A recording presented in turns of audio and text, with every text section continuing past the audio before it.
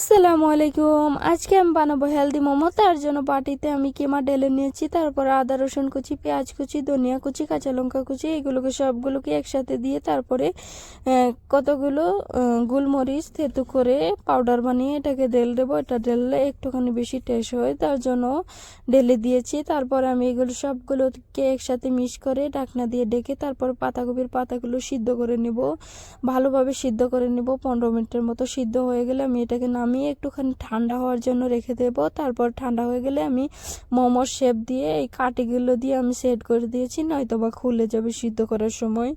তার জন্য আমি প্রথমে কড়াই বসিয়ে এটার মধ্যে স্ট্যান্ড বসিয়ে এগুলোকে এইভাবে সিদ্ধ করতে হবে, নয়তো সিদ্ধ হবে না। সিদ্ধ করা হয়ে গেলে আমি তাওয়া বসিয়ে এগুলোকে একটুখানি ভেজে নিচ্ছি।